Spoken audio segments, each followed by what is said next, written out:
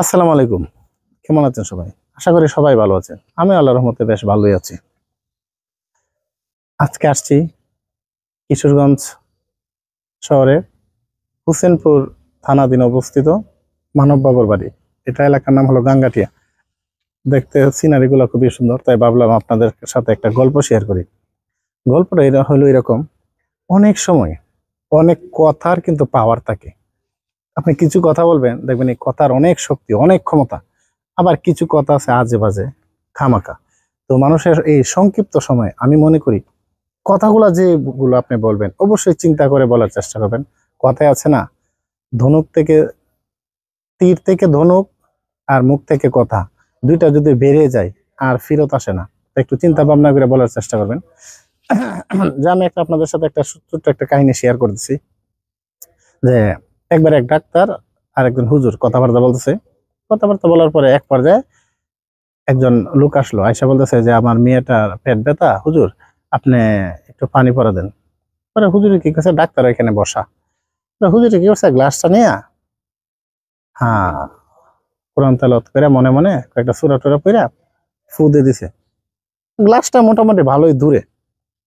পরে এই লোকে তো পানি লয়ে গেছে গা, পরা পানি নিয়ে গেছে গা। পরে ডাক্তার বলল, আরে আপনারা এখনো সেকেলের যুগে রয়ে গেলেন, আগের যুগের মানুষও রয়ে গেলেন। এই যে একটা কাজ করলেন, কই থেকে একজন আসলো, আপনি একটু কিতাব পড়ে টরে একটা ফুদে দিছেন, আর দেখা এসে ভালো হয়ে যাবে।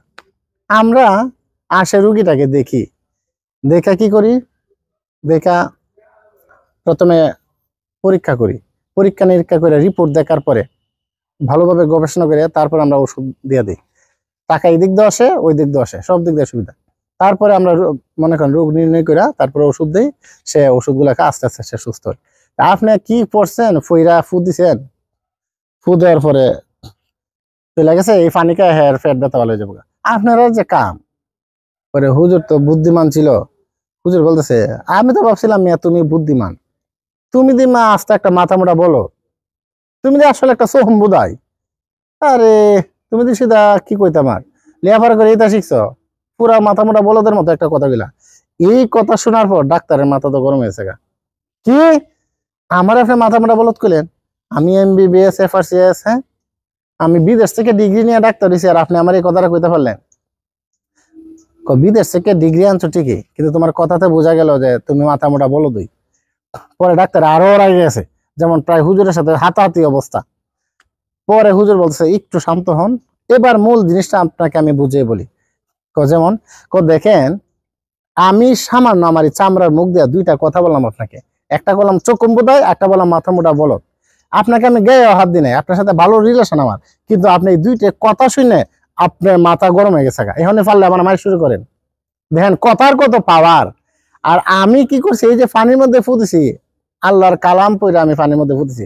আপনার কথা যদি এত পাওয়ারও, আপনার সাথে সাথে জ্বললে পুড়ে তেলে বৈজ্ঞানিক জ্বললে যান গা। আর আল্লাহর কালামের কত পাওয়ার, এবার চিন্তা করেন।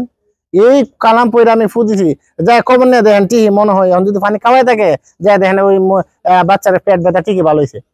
ডাক্তার তো আর রাও করে না, আগে খবর নিছে, খবর নিয়ে ঠিকই এই বাচ্চা খেলাধুলা করছে সুস্থ, আর এই হুজুরের আশেপাশে এলাকার নাম আছে। তখন ডাক্তারে বুঝতে পারছে ডাক্তার হয়েছে ঠিকই মাগার, এখন পর্যন্ত মূল থিম এখনো আমাদের মাথার ভিতরে ঢুকে নাই। ভাই কথার কিন্তু পাওয়ার আছে। এই জন্য কথাগুলো যখন আপনি যে কথাগুলো বলেন, মূল্যবান কথাগুলো বলার চেষ্টা করবেন। আর এই গল্প থেকে আশা করি অনেক কিছু আসলে শিখার আছে মনোযোগ দিলে।